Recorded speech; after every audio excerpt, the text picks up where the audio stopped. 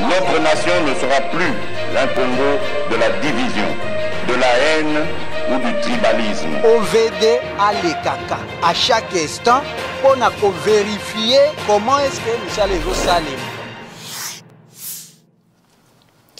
Bonsoir, bienvenue dans cette grande édition du journal télévisé sur DRC Info.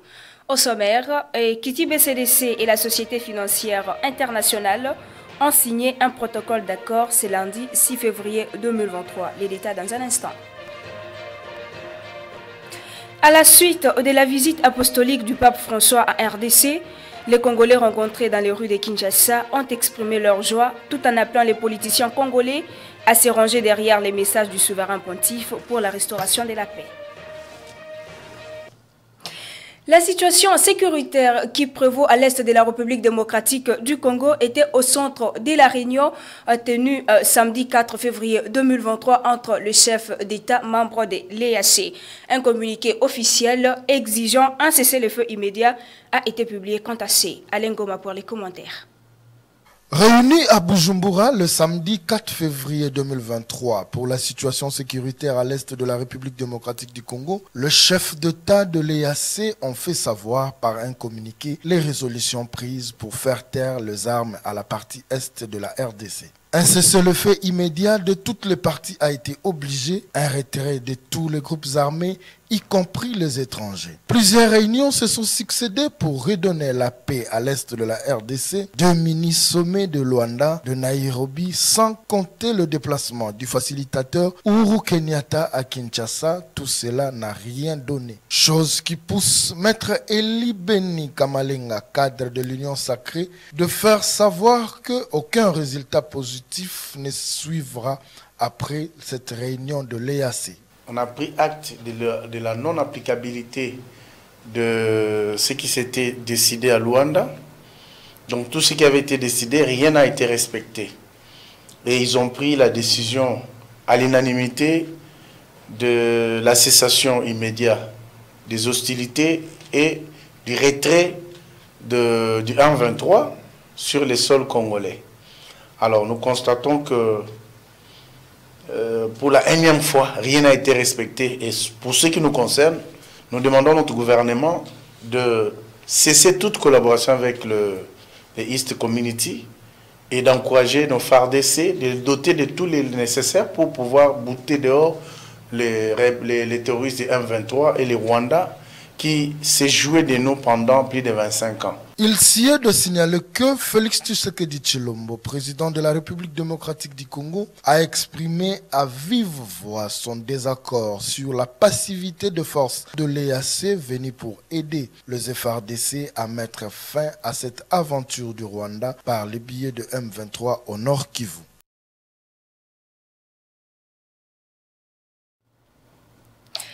À l'issue de cette réunion des chefs d'État, Gauthier Seyi, analyste sociopolitique de la République démocratique du Congo, pense que ces assises ne produiront aucun effet. Il est au micro de Alain Goma et King Cruz. Et moi, je considère ça comme une vaste blague, n'est-ce pas? Je ne peux pas comprendre qu'on aille, n'est-ce pas, chez nos agresseurs chercher la solution. Je vous rappelle ici que les Rwandais, l'Ouganda, sont membres de cette structure EAC. Et ils sont aux affaires plus de 20 ans, 15 ans, et vous voyez les intérêts qu'ils ont en commun. Et quelqu'un qui arrive, le chef de l'État congolais, Félix Tshisekedi vient à peine d'arriver aux affaires, à peine 4 ans, et vous voyez les intérêts qu'ils ont eu à construire pendant 15 ans, 20 ans, les laisser pourrir pour celui qui arrive dans 4 ans. La solution de l'Est de la République du Congo partira de Kinshasa. Il faudra commencer ici à dénicher, n'est-ce pas, les infiltrés qui sont aussi dirigeants dans certaines institutions de la République. Je vous rappelle que dans une session, je pense la session de mars 2020, le président de l'Assemblée nationale Mbosso avait, n'est-ce pas, appelé certains députés de quitter les groupes armés. Donc il avait l'information. À ce niveau des responsabilités, il ne peut pas s'amuser de dire n'importe quoi. Et au niveau de l'armée, à tous les niveaux de la République, je pense que les chefs de l'État devaient ici commencer à solliciter des PG ou des PG, des enquêtes sérieuses pour dénicher les vrais infiltrés, des vrais traîtres qui sont ici, n'est-ce pas, en train de vendre les mèches à tout moment que la République démocratique du Congo essaie d'avancer. Donc, ce qui vient de se passer à Bujumbura, c'est une énième aventure, pareil à Luanda, pareil à Nairobi, ça n'aboutira à rien. La preuve, pendant qu'ils étaient en train de négocier de l'autre côté, et les M23, c'est autorisé ou c'est permis d'attaquer un hélicoptère de la MONUSCO. C'est pour vous dire qu'ils n'ont pas peur que tout ce qui s'est fait là-bas sans eux, et ça ne leur intéresse pas. Économie à présent, Equity BCDC et la Société financière internationale ont signé un protocole d'accord. C'est lundi 6 février 2023. C'était au siège de la banque situé sur le boulevard du 30 juin. Les détails dans cet élément des Africa Mujinga. C'est une bonne nouvelle, non seulement pour la République démocratique du Congo, mais aussi pour les petites et moyennes entreprises RD congolaises. Car Equity BCDC et la Société financière internationale IFC viennent de signer un protocole d'accord ce lundi 6 mars 2023 pour appuyer les secteurs économiques tout en respectant l'objectif primordial de la banque qui est d'être les champions de la prospérité socio-économique et de pouvoir aider à étendre les opportunités de création de richesses en RDC. Il est très clair que le segment de petites et moyennes entreprises, c'est un segment majeur dans le développement d'une économie quelconque. Il est montré clairement que les petites et moyennes entreprises contribuent à 80% des emplois dans un pays et même à 80% de contributions dans les produits intérieurs bruts des nations. Donc, il est un devoir pour nous, en tant qu'institution bancaire de ces rangs, puissions avoir un regard particulier sur ces segments précis qui est le segment des petites et moyennes entreprises. Quel est alors l'intérêt de ces partenariats et à combien revient le coût de cet accord? Dans le but de pouvoir étayer notre offre et d'accompagner utilement ces segments, nous avions ensemble avec AFC opté sur un outil que nous appelons l'outil de partage de risques que nous avons mis en place pour inclure le maximum des petites et moyennes entreprises dans l'accompagnement financier adéquat. Beaucoup se plaignent de manquer un accompagnement par manque de garantie et raison pour laquelle nous venons avec cet arsenal, avec ces dispositifs, donner les moyens nécessaires aux petites et moyennes entreprises de pouvoir jouir de l'accompagnement. Donc, l'accord que nous signons est autour de 12,5 millions de dollars qui sont disponibilisés pour cet accompagnement. Mais ça s'ensuit avec une formation de nos équipes, un accompagnement pour le développement en compétences. Et c'est ce que nous allons devoir nous atteler à faire. Un motif de fierté pour la directrice régionale IFC. We see DRC as a land of opportunity. Toutes nos félicitations à l'équipe de Equity BCDC pour avoir réussi à finaliser ce programme, ce projet de protocole d'accord. Et c'est un programme qui sera signé aujourd'hui entre IFC, la SFI et Equity BCDC va accroître l'accès au financement pour les petites et les micro petites et moyennes entreprises en RDC, mais également promouvoir la diversification économique et la création d'emplois dans ce pays.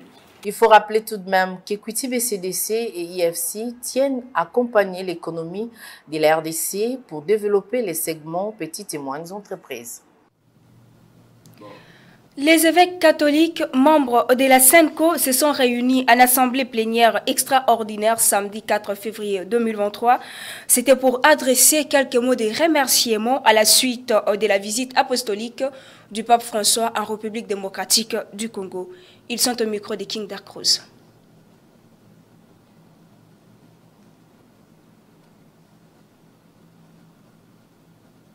Remerciement des évêques membres de la SENCO à la suite de la visite apostolique du pape François à RD Congo. Nous, cardinal, archevêques et évêques, membres de la Conférence épiscopale nationale du Congo (CENCO), réunis en assemblée plénière extraordinaire le 4 février 2023, au lendemain de la visite apostolique de sa sainteté le pape François, bénissons le Seigneur pour ce temps de grâce que nous venons de vivre. 1. Action de grâce. Nous rendons grâce à Dieu qui a fait que la visite du Saint-Père se déroule dans de bonnes conditions. Nous remercions le Saint-Père pour sa sollicitude pastorale à l'égard du peuple congolais. Nous saisissons cette occasion pour remercier nos fidèles qui ont répondu massivement à notre appel à se mettre en prière pour la réussite de cette visite apostolique qui a fait la joie de tout le peuple congolais 38 ans après celle du pape Saint Jean-Paul II. Nous exprimons notre gratitude particulièrement à son Excellence Monsieur Félix Antoine Tshisekedi, président de la République, chef de l'État, d'avoir adressé l'invitation à sa sainteté le pape François pour visiter la RD Congo et pour son impulsion et implication dans les préparatifs de l'accueil du Saint-Père. Toujours dans ce même registre, les Congolais rencontrés dans les rues de Kinshasa n'ont pas manqué à exprimer leur joie tout en rappelant aux politiciens de se ranger derrière les messages du souverain pontife pour le retour d'une paix durable en RDC. Suivez. Le passage de notre sainteté pape François nous a réconfortés physiquement, spirituellement et moralement. Avec le discours qu'il a prononcé, ça nous a réconfortés. Il nous a lancé tout d'abord le message de la réconciliation entre nous, les peuples congolais, et les politiciens congolais. Puisque si les politiciens congolais comprennent bien le message de notre pape François, c'est pour qu'ils soient unis dans leurs pensées, dans leurs actions, qu'ils puissent avoir l'amour patriotique de ce pays. Et nous regrettons que les politiciens, nos politiciens d'ailleurs, ils n'ont pas sincèrement dans leur façon d'agir l'amour patriotique, dans la mesure où nous trouvons maintenant certains qui volent l'argent de l'État, ils ne sont pas inquiets, et puis ils travaillent pour leurs propres intérêts, sans pourvoir la vie de la population congolaise. Boyokani ekoke kozala parce que ere tozalaki na messe na ndolo président asalaki impa apesaki baninga nyonso mbote donc ezali signe moko ya bien nga personnellement nasepelaki makasi po biso tozalaki na makoki te po tokende vers ye mais ye awuti kuna aye vers biso azali net bon samaritain donc message na ye ezalaki na moment portant po eya kokoma wana kati na biso tosepelaki makasi na déplacement na ye malgré état physique na ye vraiment na les dépôts d'immondices issus du curage de la rivière Bichaku qui sépare les communes de Barumbu et Gombe indisposent la population. Cette dernière lance un cri d'alarme au gouverneur de la ville-province de Kinshasa, Jean Tiningo Bilambaka, pour évacuer ces déchets à odeur nauséabonde. Georges Mapoko et Dieudonné Mouzika.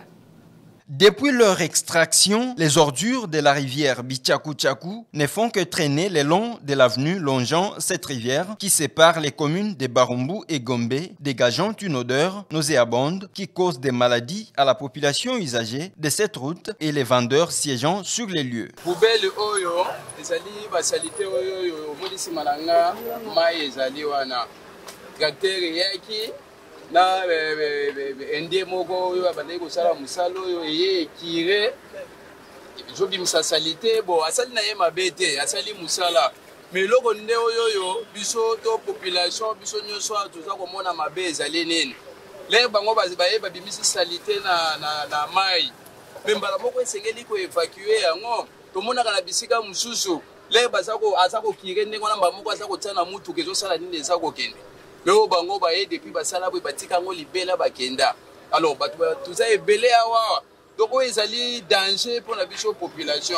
Ata même ngandenge na olo baboye. Santé ezali malamu te donc typhoïde des petits bichons na ndenge moko ya kosakana te. Eloko tuza kosenga. Kotika eloko boy.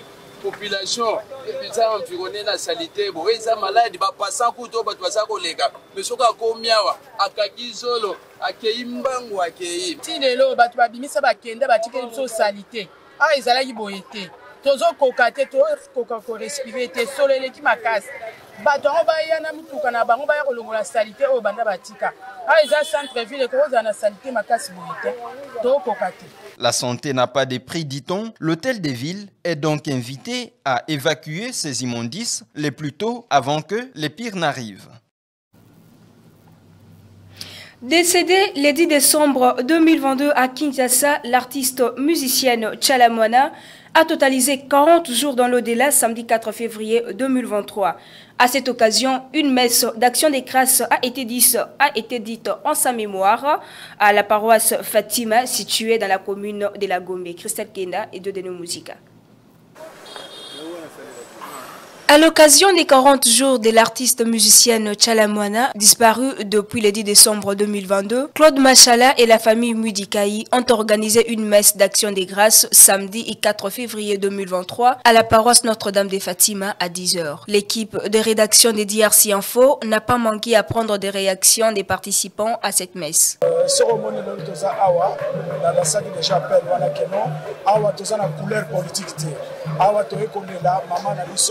National Tchalamwana. Alors, l'artiste Bobaye, merci la bino de pour répondre. Mais c'est à Dekonabiso, Maman Nabiso, alors tous les gens asko toke na nécropole, toke de kufumo la pierre tomba wana na discours na sala kuna.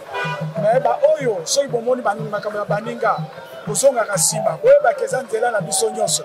Nous sommes venus ici pour commémorer le 40e jour de la disparition de Maman Tchalamwana, notre camarade. Et là, nous sommes en route pour aller au cimetière de Nécropole entre ciel et terre pour le dévoilement de sa pierre tombale. Maman Tchalamwana restera à jamais dans nos cœurs. Nous sommes une famille. Et notre présence ici, c'est juste un signe pour montrer à la famille biologique que nous, de la famille politique, nous allons rester toujours avec cette famille qui nous a donné Maman Tchalamwana.